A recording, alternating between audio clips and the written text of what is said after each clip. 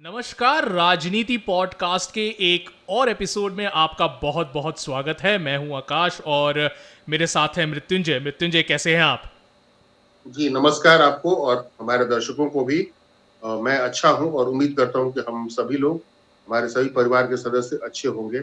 जी बिल्कुल। तो मृत्युंजय, ये जो पॉडकास्ट है ये हमारा जो हम इंदिरा गांधी पे जो सीरीज कर रहे हैं उसका तीसरा एपिसोड है। और ये काफ़ी इंटरेस्टिंग और इम्पोर्टेंट एपिसोड हो जाता है क्योंकि यहीं से जो है इंदिरा गांधी की नियति जो है उसने एक बहुत बड़ा ट्विस्ट एंड टर्न लिया। और उसी के साथ साथ भारतीय राजनीति में भी काफ़ी बहुत बड़े बड़े ट्विस्ट एंड टर्न्स आए। और इसके बाद, इस जंक्चर के बाद, भारतीय राजनीति में बहुत सारे बड़े बड़े नेताओं का जो है आगमन हुआ। और वो जो है आगे चलकर जो है वो इनमें से बहुत सारे लोग जो हैं कई स्टेट्स के मुख्यमंत्री भी बने और फिर आगे जाके वो यूनियन कैबिनेट में बड़े बड़े ओहदों पर भी बैठे। तो हम बात कर रहे हैं इमरजेंसी की, जो पीरियड रहा इमरजेंसी का। और जो हमने आखिरी जो हमारा सेकंड एपिसोड था उसमें जो हम बात कर रहे थे कि भाई किस तरीके से डिसकंटेंट था इंदिरा गांधी की गवर्नमेंट को लेकर, खासकर क्योंकि इन्फ्लेशन बढ़ता चला जा रहा था, साथ ही साथ उसके महंगाई के साथ जो है अनएम्प्लॉयमेंट बढ़ती चली जा रही थी। और फिर उसी को लेकर पहले गुजरात में जो है एक प्रोटेस्ट चालू हुआ और फिर वो प्रोटेस्ट, स्टूडेंट प्रोटेस्ट चालू हुआ और वो प्रोटेस्ट धीरे धीरे जो है बिहार में गया, उत्तर प्रदेश में गया। और फिर उसके बाद किस तरीके से जो है एक रेवोल्यूशन जो है वो भारतीय राजनीति में हुआ और कैसे फिर उसके चलते जो है इंदिरा गांधी का जो है डाउनफॉल, मेजर डाउनफॉल हुआ, उस पर नजर डालते हैं अब हम।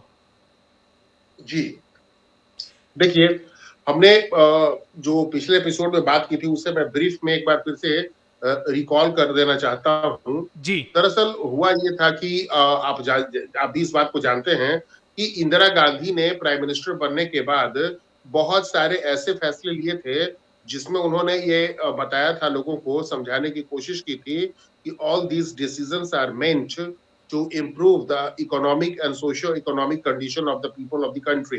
Correct. But ultimately, no substantive result could be yielded.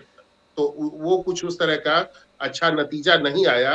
Indira Gandhi ने जो भी डिसीजंस लिए थे, चाहे प्रीवी पर्स को खत्म करना हो, बैंकों का नेशनलाइजेशन हो, या दूसरे बिजनेसेस का जो नेशनलाइजेशन उन्होंने किया था, उसकी वजह से क्या था कि देश की कंडीशन और भी ज्यादा फ्रॉम बैड टू वर्स होते चले गए, जी। मतलब बद से बदतर होता चला गया।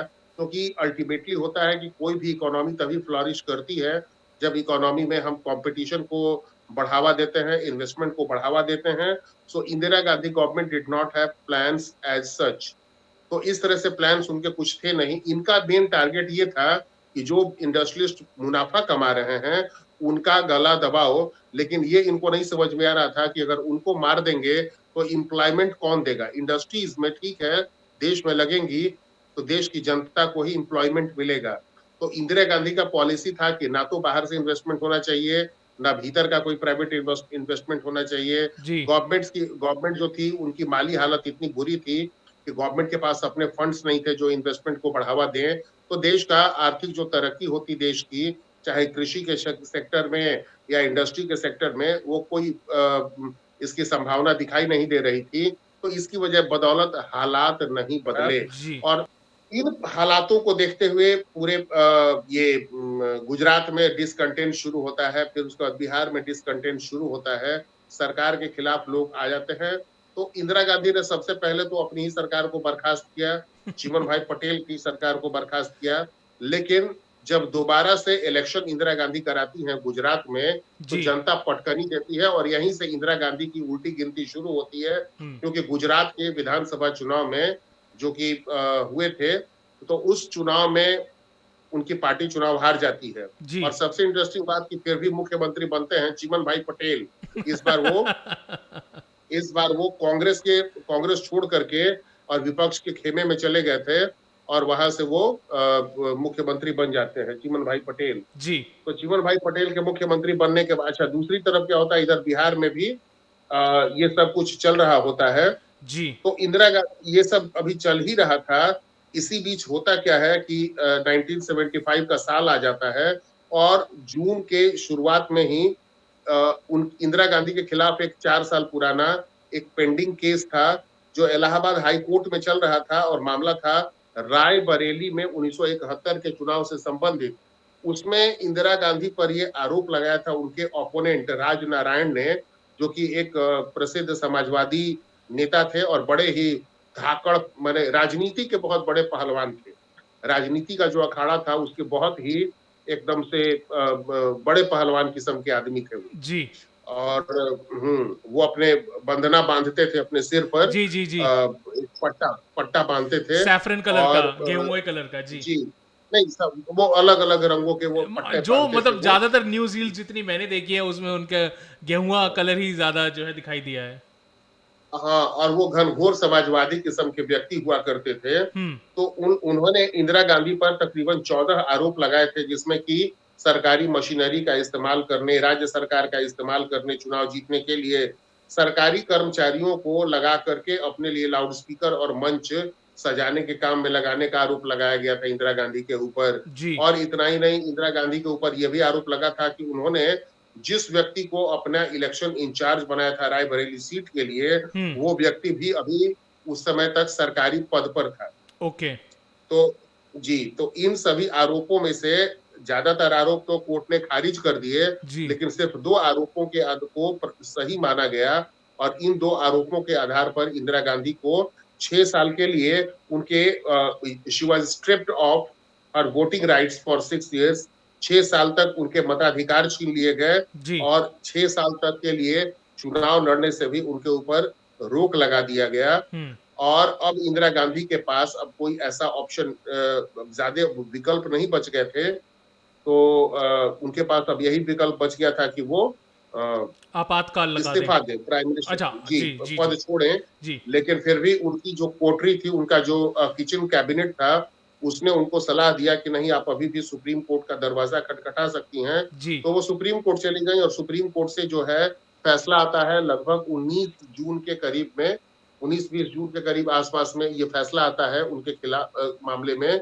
तो कोर्ट उनको थोड़ी सी राहत जरूर देती है। हम्म। एंड सुप्रीम कोर्ट ने उनको कह दिया कि she can continue as the prime minister of India. मतलब वो प्राइम मिनिस्टर के तौर पर तो शासन कर सकती हैं, जी। लेकिन जो नहीं कर सकती इंदिरा गांधी वो ये कि she was not allowed to cast her vote in the Lok Sabha as its member. Okay. वो लोकसभा के मेंबर के तौर पे वो वोट नहीं कर सकती। तो ये उनके ऊपर कह दिया गया। ये भी एक तरह से उनके ऊपर एक बहुत बड़ा वर्डिक्ट था, जिसके बाद कि अब उनके पास अब ऐसा कोई वो नहीं बचा था इंदिरा गांधी के ऊपर की। विकल्प जी कि इंदिरा गांधी इस्तीफा न दें। जी। लेकिन लेकिन इस फैसले मृत्युंजय के आने मृत्युंजय के कहा यह जाता है कि ये जो कोर्ट का जो डिसीजन आया, जो ये इलाहाबाद जी हाई कोर्ट का जो डिसीजन आया, यही वो एक बहुत बड़ा मूवमेंट था जहां से इमरजेंसी की नींव जो है वो रख दी गई थी कि भाई ये जी शायद जी बैक ऑफ द माइंड जो है, या फिर एक तरीके से कहें कि भाई भीतर खाने में ये अब चर्चा हो रही थी कि अगर इंदिरा गांधी को रूल करना है कंट्री को तो ये एक बहुत इंपॉर्टेंट जो है तरीका है। लेकिन जयप्रकाश नारायण के जो वो प्रोटेस्ट जो चल रहा था, स्टूडेंट प्रोटेस्ट, उसमें भाग लेने से और इमरजेंसी लागू होने में क्या सिमिलैरिटी है? देखिए, इसके बीच एक बड़ा ही बड़ा डेलिकेट किस्म का रिलेशन है। जी अभी तक जो आंदोलन चल रहा था, उस आंदोलन का कोई चेहरा उभर के सामने नहीं आया था। जी और राज नारायण के पक्ष में जो फैसले आए थे इलाहाबाद हाई कोर्ट में, जो कि एक पुराने समाजवादी नेता थे, जी तो राज नारायण ने जो मामला पेश किया था उसके पहले से ही इंदिरा गांधी के खिलाफ छात्रों के आंदोलन शुरू हो गए थे, विरोध प्रदर्शन हो रहे थे। कहीं पर विरोध प्रदर्शन होता था बसों के किराए बढ़ाने जाने को लेकर के, कहीं मेस में कैंटीन में भोजन सामग्रियों की कीमत बढ़ाए जाने की वजह से। जी तो अलग अलग जगहों पर अलग अलग किस्म से प्रोटेस्ट हो रहे थे। But there was not no one face as such for starting a movement. तो अभी तक ये बड़े मूवमेंट का, एक यूनिफाइड मूवमेंट का शक्ल अख्तियार नहीं कर पाया था, जी। ये जो पूरा का पूरा आंदोलन था।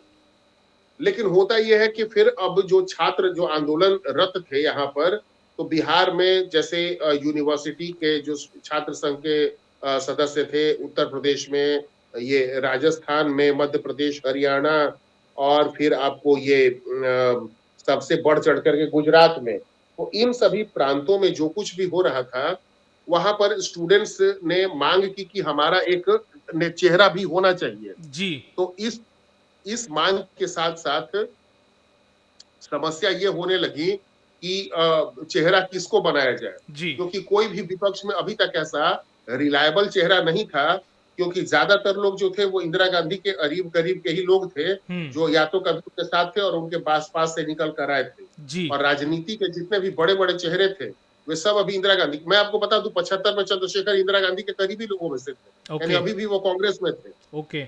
और इंदिरा गांधी के जो सबसे करीबी लोगों में जो थे, उनमें एक ये भी थे, आपको ये जो बाद में फिर इंदिरा गांधी ने उनको जेल भी भेजा था, ये बाबू जगजीवन राम बिहार से जो थे, जी। जी। जी। और आगे चल करके इंदिरा गांधी के खिलाफ वो आंदोलन का नेतृत्व भी कहीं ना कहीं करते हैं, और उनको फिर इंदिरा गांधी को हराने के बाद उनको बना दिया था भारत के डेप्यूटी प्राइम मिनिस्टर, वो बनते हैं। जी। तो ये मामला ऐसा है कि हुआ ये था कि इंदिरा गांधी के खिलाफ एक चेहरे की जरूरत थी, तो छात्रों ने आग्रह किया। उस समय बहुत वयोवृद्ध हो चुके थे, वो राजनीति से संन्यास ले चुके थे, जयप्रकाश नारायण, जी। जो एक भारत में बहुत बड़े समाजवादी विचारक थे, और उन्होंने 1942 के आंदोलन में बड़ी महत्वपूर्ण भूमिका निभाई थी। जी। इसका जिक्र करना जरूरी है कि आखिरकार हु वाज जयप्रकाश नारायण, हम्म। क्योंकि होता ही है कि हम अक्सर ये कह देते हैं कि अरे वो बहुत बड़े नेता थे, जनता मान भी लेती है, जी। क्योंकि जैसे जागृति फिल्म को देख करके लोग मान लिए कि गांधी जी महान थे, तो उसी तरह से सिर्फ कह देने से, हर जगह 10 जगह कह देने से कि वो महान थे,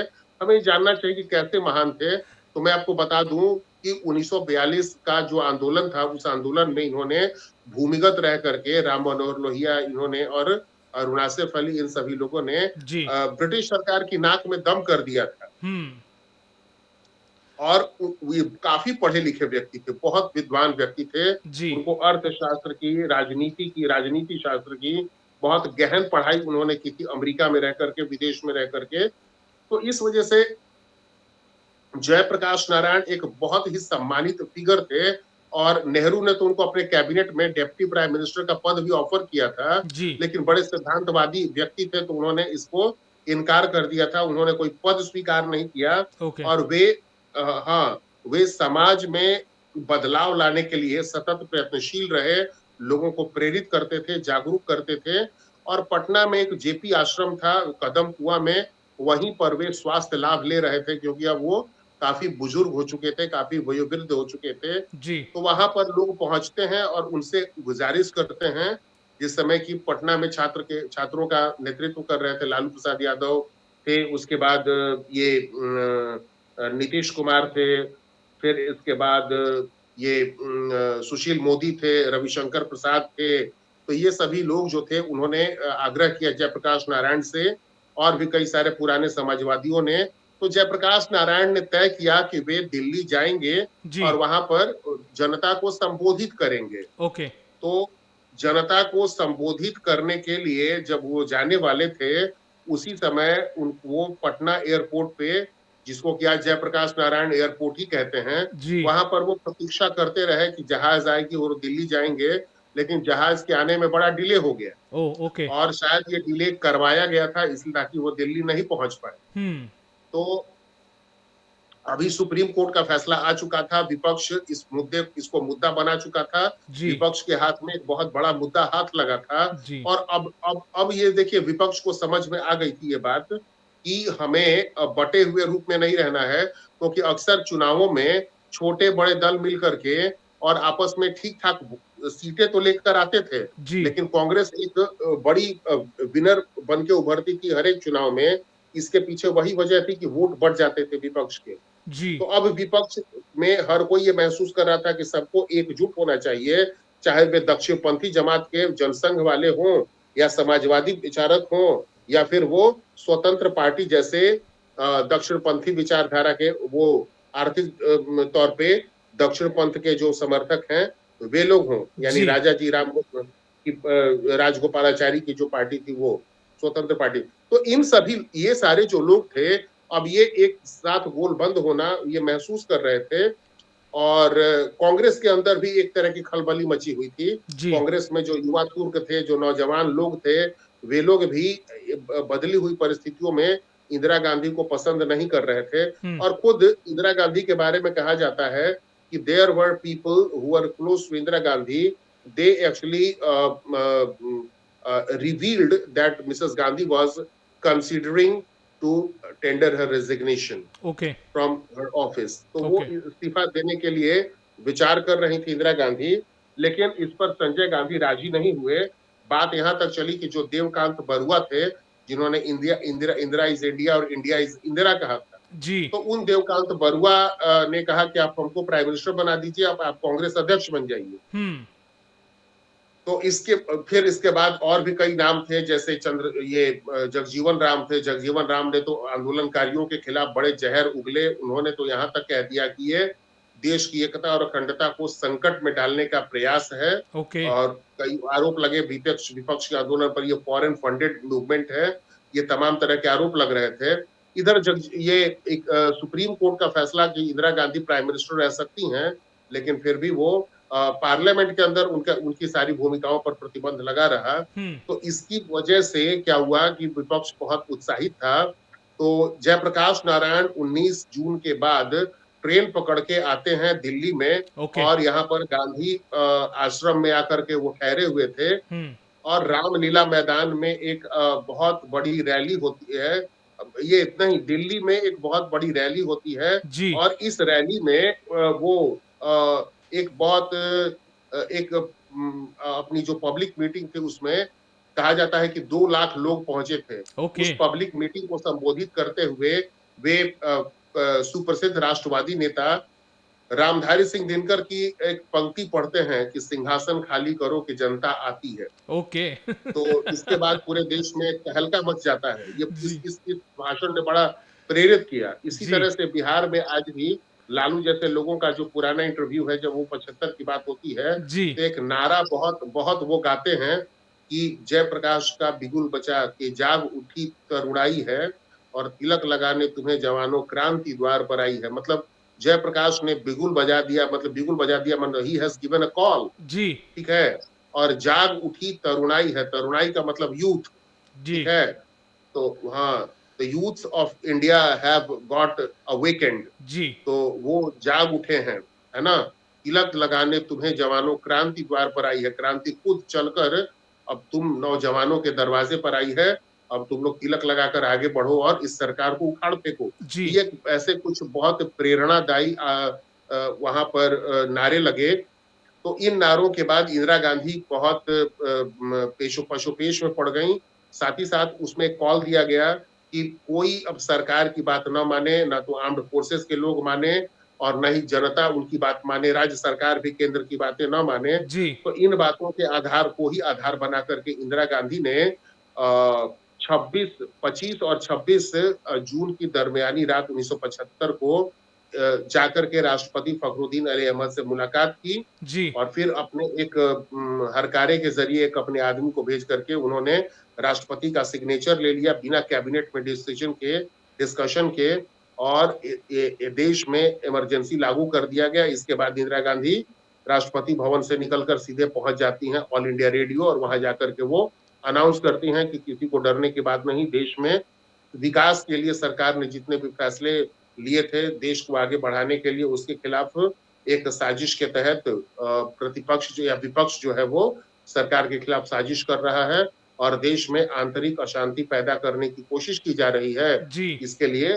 आपातकाल लागू कर दिया गया। जी। आपातकाल लागू करने के बाद तुरंत ही मीडिया पर सेंसरशिप लागू कर दिया गया, हम्म। और कोई भी खबर बिना पीआईबी के परमिशन के नहीं चल सकता था। ओके। सरकार की जितनी भी जो न्यूज एजेंसी थी सबको यूनिफाई कर दिया गया, यानी एक ही न्यूज एजेंसी के माध्यम से सारी खबरें छन कर होकर के जाएंगी। हम्म। और बिना चेक किए हुए सारे कार्टून चेक किए जाते थे, सरकार के अखबार चेक किए जाते थे, और सरकार का अप्रूवल मिलने के बाद ही उनको पब्लिश करने की अनुमति होती थी। जी।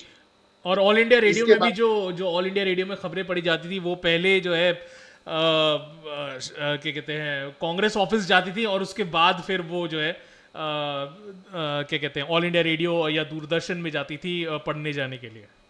जी।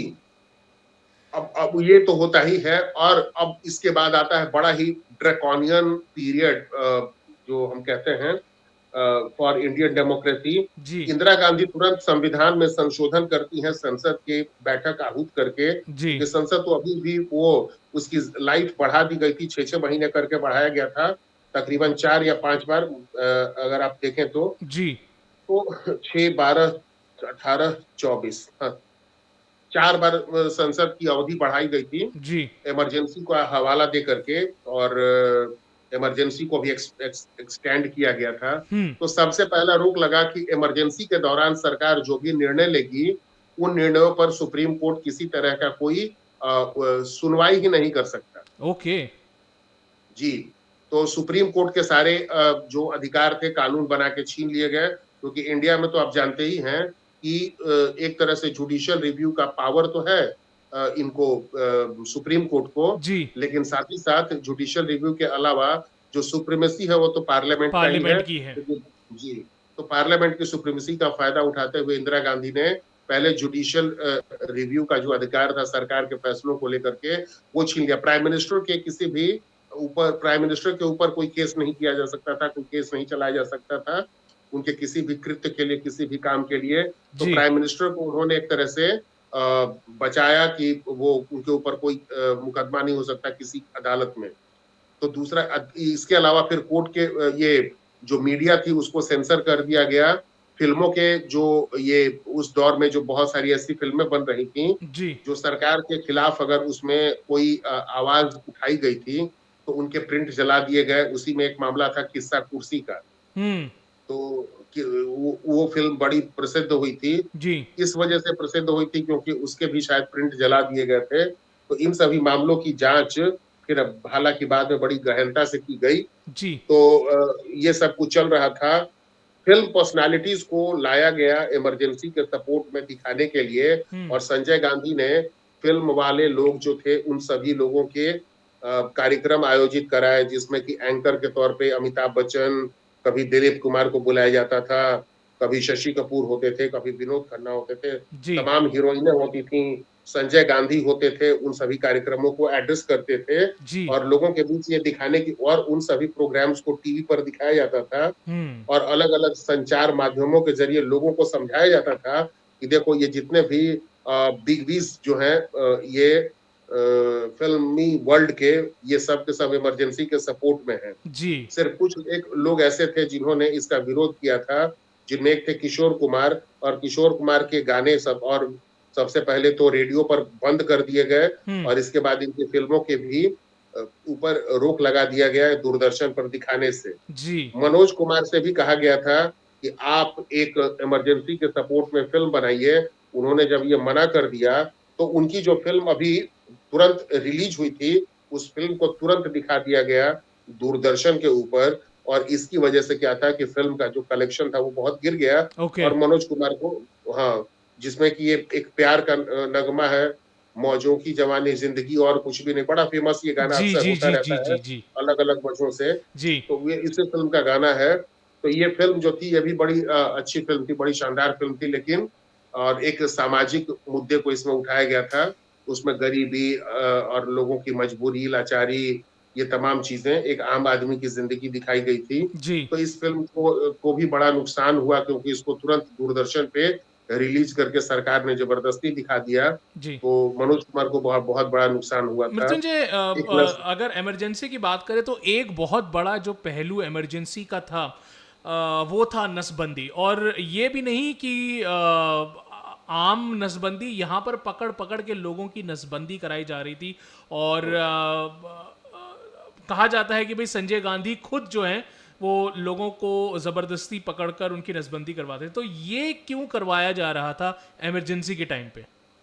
देखिए, ऐसा है कि अंधेर नगरी चौपट राजा की कहानी जो आपने सुनी है, जी वो सच्ची कहानी नहीं है, लेकिन सच में बड़ी प्रेरणादायी कहानी है। जी यानी बहुत ही ज्यादा इंस्पिरेशनल स्टोरी है, क्योंकि एक विद्वान जब भी कोई कहानी हमारे सामने प्रेजेंट करते हैं, तो भले ही कहानी काल्पनिक हो, लेकिन उसके पीछे जो मैसेज होता है, वो बड़ा व्यवहारिक होता है, बड़ा ही प्रैक्टिकल होता है। तो यही मामला यहाँ पर भी हुआ था जी कि इंदिरा गांधी जो थीं, उनका ये उनके अब सारे फैसले तो संजय गांधी ले रहे थे जी और संजय गांधी को ये लगता था कि भारत की सभी समस्याओं के जड़ में ये बढ़ती आबादी है। Over population. जो ओवर पॉपुलेशन जो था या पॉपुलेशन विस्फोट की जो स्थिति हम हासिल कर रहे थे, जी वो था। लेकिन ये पूर्ण सत्य नहीं है, अर्ध सत्य है। मामला ये है कि एक नारा चला कि यूरोप में एक नारा जब चला कि development is the best contraceptive, hmm यानी विकास के जरिए आप वो आबादी को कंट्रोल कर कर कर सकते सकते हैं, हैं जी। है ना? और आप इसका नतीजा आज देख सकते हैं कि भारत का जो पढ़ा लिखा तबका है, चाहे वो हिंदू हो, मुसलमान हो, सिख हो, ईसाई हो, जी इन सब के बच्चों, उन सब के परिवार के बच्चों को देख लीजिए और जो कम पढ़े लिखे परिवार के लोग हैं, उनके परिवार में बच्चों की संख्या देख लीजिए, जी तो आपको ये समझ में आ जाएगा कि विकास कितना आवश्यक है। विकास के मोर्चे पर ये लोग फेल हो चुके थे। हम्म अब तक इन सत्ता में आए लगभग 10 वर्ष से के करीब हो चुके थे, क्योंकि इंदिरा गांधी 66 की शुरुआत में आई थी और अभी 1975 का साल चल रहा था। काफी कुछ उन्होंने देखा था, लेकिन देश की आर्थिक स्थिति में कोई खास गुणात्मक सुधार, कोई नहीं हो पा रहा एक्सपोनेंशियल था। चेंज नहीं देखा गया था पॉजिटिवली। जी तो ऐसी सूरत में अब ये था कि जबरदस्ती आबादी कम करने के लिए हुआ ये कि एक 20 सूत्री कार्यक्रम बना, यानी ओके 20 पॉइंट एजेंडा तैयार किया गया और इसी 20 पॉइंट एजेंडे के तहत इसमें रखा गया कि आबादी कम करनी है तो नसबंदी को बढ़ावा देना होगा। ओके नसबंदी एक स्वैच्छिक प्रक्रिया होनी चाहिए, जी लेकिन ये इसी लोकतांत्रिक समाज में 60 लाख लोगों का जो नसबंदी किया गया था, ये बड़ी ही क्रूर और वेदनादायक स्थिति थी। हुआ ये था कि 11 साल के बच्चे, 10 साल के बच्चे, 7-8 साल के बच्चों के बारे में भी कहा जाता है कि नसबंदी करा दी गई थी। 85 साल के बूढ़ों की नसबंदी करा दी गई थी। तो मामला ये था कि अब एक टारगेट अचीव करना था, तो संजय गांधी ने अपने सभी कैबिनेट मिनिस्टर्स और चीफ मिनिस्टर्स को ये टारगेट दिया। चीफ मिनिस्टर्स ने अपने विधायकों को और कैबिनेट वालों ने अपने सांसदों को ये टारगेट दिया जी कि अगर अगली बार आपको टिकट चाहिए है और चुनाव एंश्योर करना है जीतना, तो आप लोगों को क्या करना होगा कि अपने-अपने क्षेत्र में इतने टारगेट पूरे करने होंगे नसबंदी के। जी अब सांसदों ने क्या किया कि अपने अपने अपने अपने यहाँ के डीएम को ये बात पहुंचाई कि आपको ये टारगेट पूरा करना है। डीएम ने नीचे सब सब डिविजनल ऑफिसर जो होते हैं, एसडीओ, उनको दिया ये टारगेट जी और उन लोगों ने ब्लॉक लेवल पर प्रखंड विकास पदाधिकारी जो होते हैं, उनको ये टारगेट ट्रांसफर कर दिया। जी तो बड़ा एक सिस्टमैटिक तरीके से सब लोग अपने टारगेट को पूरा करने लग गए और ये कि जो जिसको जहां जितने लोग मिले, उन लोगों का ये स्टेरलाइजेशन यानी नसबंदी उन सबों की जाने लगी जी और आबादी में इतनी बड़ी आबादी में लोगों का स्टेरलाइजेशन जबरदस्ती जो कराया गया, ये सच में बड़ी ही खौफनाक स्थिति थी। जी कहते हैं कि ये मूर्खों की सरकार जब थी भारत में, तो इन लोगों ने छोटे-छोटे बच्चों के अंडकोश कटवा लिए, हम्म क्योंकि इनको यही दिखाई दे रहा था आबादी रोकने के लिए। जी तो एक तो ये मामला था। दूसरा ये था कि दिल्ली के ब्यूटिफिकेशन, क्योंकि वो दिल्ली का सुल्तान की तरह एक्ट कर रहे थे संजय गांधी, जी तो इसके नाम पर उन्होंने क्या किया कि तुर्कमान गेट में जो बस्तियां थी,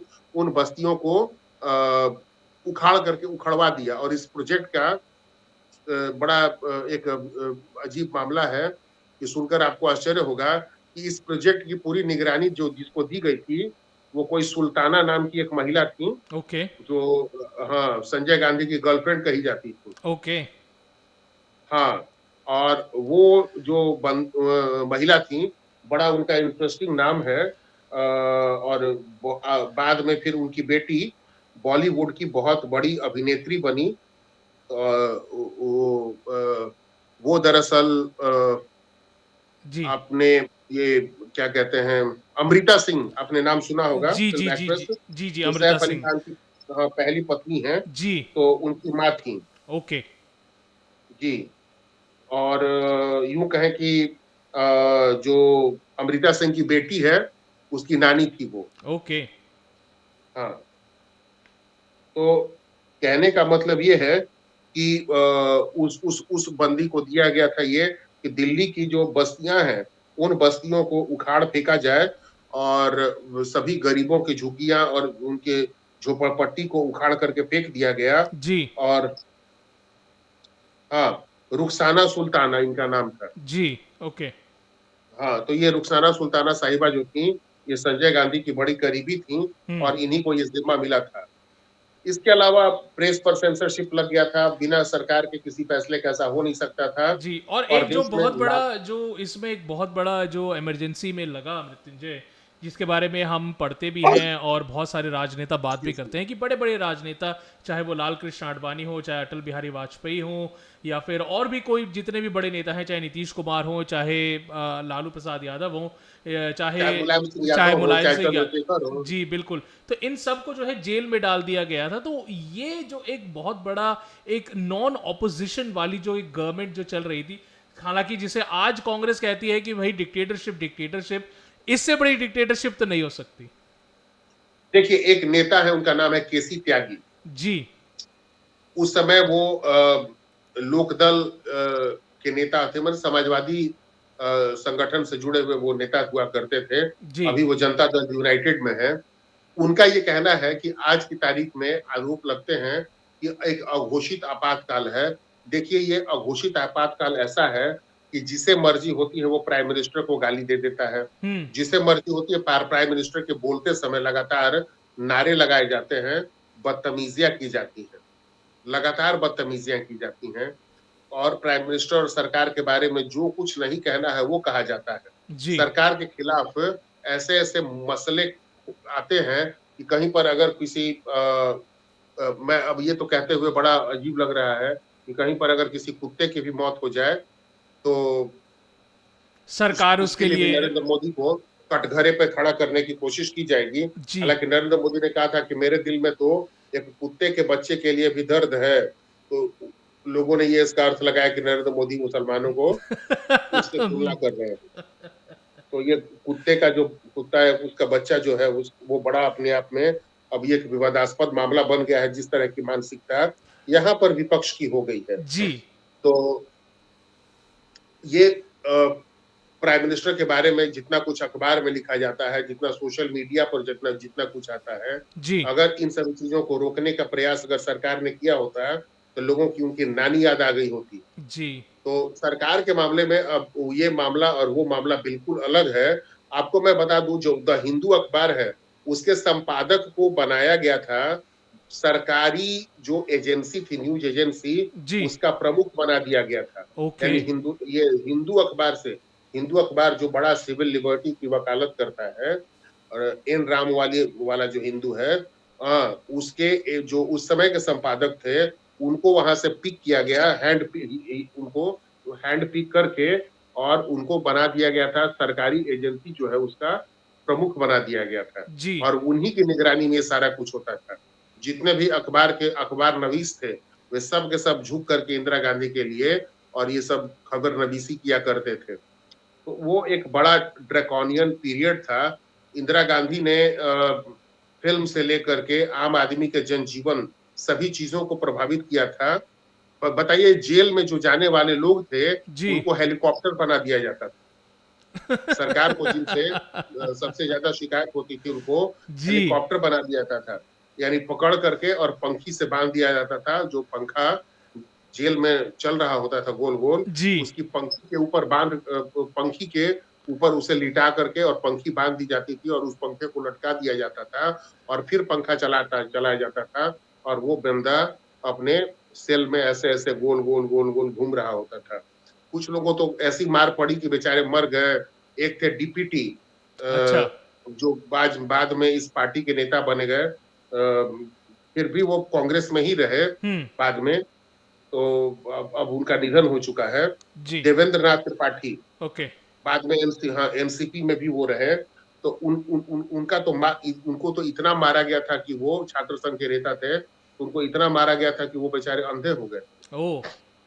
जी, एक कन्नड़ा फिल्म की एक्ट्रेस थी, उसे रात रात भर इतनी पिटाई की जाती थी उसकी कि वो उसका निधन हो गया। और आम लोगों का की तो बात ही छोड़ दीजिए कि जिसके ऊपर शक होता था उसे पकड़ के जेल में डाल दिया जाता था। तो वो हम कह सकते हैं कि that was the darkest phase of Indian politics and Mrityunjay, ये तो पॉलिटिक्स देश के सिंस अंदर की बात हुई, लेकिन इंडिपेंडेंस। देश के बाहर उस समय क्या मूड था? क्या जैसे अगर बाहर के देश अगर भारत की तरफ देखते थे और जिस तरीके से भारत में उस समय सरकार चल रही थी, उसको लेकर बाहर के लोगों की क्या प्रतिक्रिया थी? और खासकर हमारे नेबरिंग देश, जैसे कि उस समय तक बांग्लादेश बिल्कुल नया नया बना था, अगर बात करें पाकिस्तान था और चाइना, तो ऐसे देश जो है वो भारत की तरफ देखकर क्या प्रतिक्रिया कर रहे थे उस समय? देखिए, उस समय तक पाकिस्तान अपने आप को संभालने में लगा हुआ था और दरअसल पाकिस्तान के साथ इंडिया के रिलेशन जो थे अब वो कम से कम इंदिरा गांधी परिवार के स्तर पे कुछ इम्प्रूव हो चुके थे। जी। इस तरह से इम्प्रूव हो चुके थे क्योंकि आप जानते हैं कि 71 के वॉर के बाद भारत और ये पाकिस्तान के बीच 72 में शिमला समझौता हुआ था। जी। तो उसमें ये क्या कहते हैं कि बेनजीर भुट्टो के पिता जुल्फिकार अली भुट्टो इंडिया आए थे और बेनजीर भी आई थी, उस समय एकदम से लड़की थी। जी। तो ये सब लोग यहाँ पर आए थे, बड़े अच्छे खुशनुमा माहौल में बातचीत हुई थी इन लोगों की। जी। और उसके बाद एक समझौते कई सारे उसमें समझौते हुए थे और काफी दोस्ताना फ्रेंडली एक बड़ा ही वार्म एक तरह का वार्मथ दिखाई दिया था।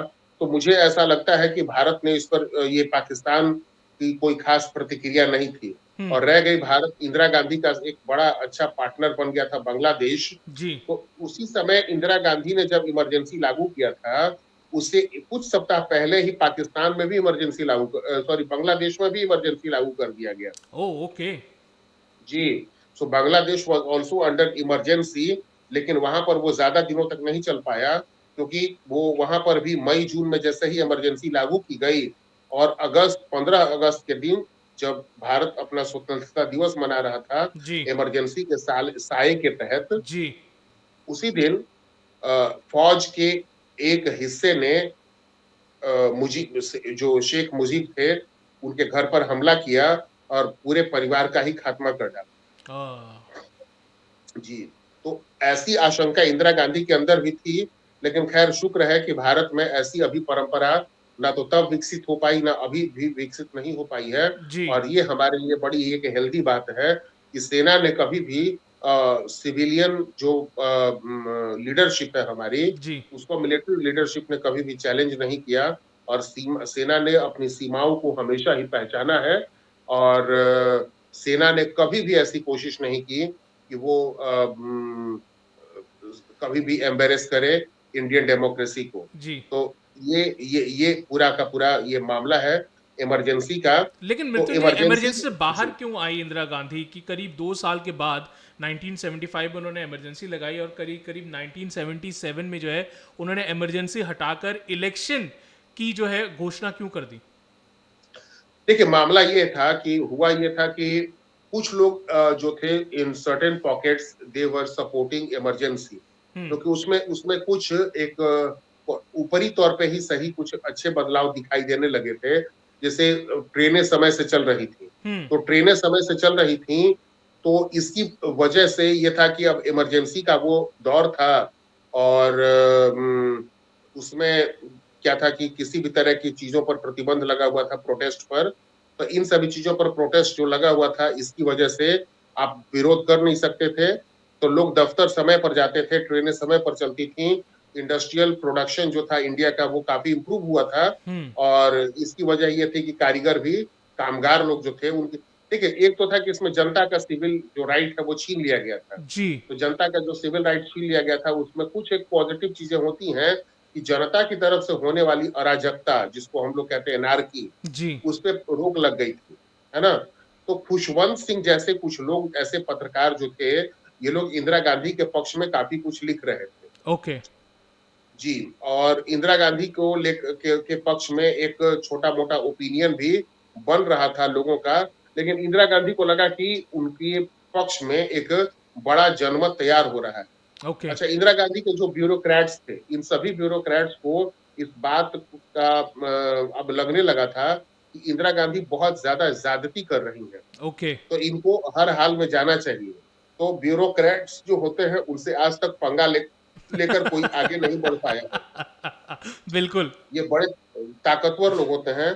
लालू यादव ने ब्यूरोक्रेट्स को यहाँ पे पटना में इंसल्ट करना बिहार में जब शुरू किया, जी, तो इन्हीं ब्यूरोक्रेट्स उनको 4 से 5 साल के अंदर ही जेल का मजा चखा दिया था। जी। जी।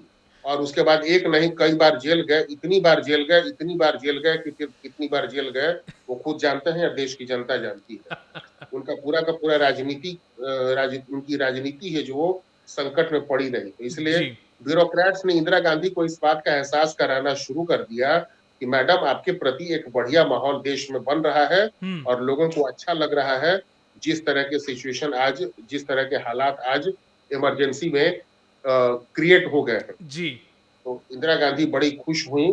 और इस वजह से क्या था कि आखिरकार अपने कोटरी, उनके कोटरी के भी कई सारे लोग जो थे, उनको भी अब लगना शुरू हो चुका था कि ये आखिर कब तक चलेगा। करेक्ट। जी। तो इन सभी बातों को देखते हुए लोगों ने उनको सलाह दिया कि सो मैडम अब चुनाव कराने का समय आ रहा है, आखिरकार हमें फिर से लोकतंत्र लागू करना है। हालांकि एक संभावना इस बात पर भी व्यक्त की जा रही थी कि इंदिरा गांधी जो थी वो थर्ड वर्ल्ड की नेता थी। थर्ड वर्ल्ड में अफ्रीका के बहुत सारे लीडर जो थे वो शामिल थे, एशिया के बहुत सारे लीडर जो शामिल थे। और जो 1950 के बाद नई नई सरकारें गठित हुई थी दुनिया के कई कोनों में, जी। तो वहां पर लोकतंत्र चल नहीं पाया और वहां पर वो डिक्टेटोरियल गवर्नमेंट्स कायम हो गई थी। हुँ, यानी वहां पर लोकतंत्र कभी भी कामयाब नहीं हो पाया। तो ओके। अब इस बात की आशंका लगाई जा रही थी कि इंदिरा गांधी यहाँ पर भारत में भी इमरजेंसी जो लगाई हुई है, भले उसे लिफ्ट कर ले, लेकिन जो डेमोक्रेटिक राइट्स है, जो कॉन्स्टिट्यूशन है, इन सभी चीजों को वो कैंसिल कर देंगी। But fortunately good sense prevailed upon Indira Gandhi. जी, और उन्होंने क्या किया कि इमरजेंसी को रिवोक करने का फैसला किया। और अल्टीमेटली वो डिसाइड करती हैं कि 1977 के मार्च में इमरजेंसी हटा लेती हैं और देश में इलेक्शन की घोषणा तो हो जाती है। जी। और और फिर इस वहीं से जो है इंदिरा गांधी का पॉलिटिकल डाउनफॉल जो है वो शुरू हो जाता है। मृत्युंजय, जो इलेक्शंस हुए उसके बाद उसमें उनको करारी हार मिली, और फिर जब वो वापस अगर लौटी भी तो फिर जो है एक कॉम्प्रोमाइजिंग पोजीशन पर जो है वो लौटी। उस सब के बारे में जो है हम अपने आखिरी पार्ट में जो है वो बात।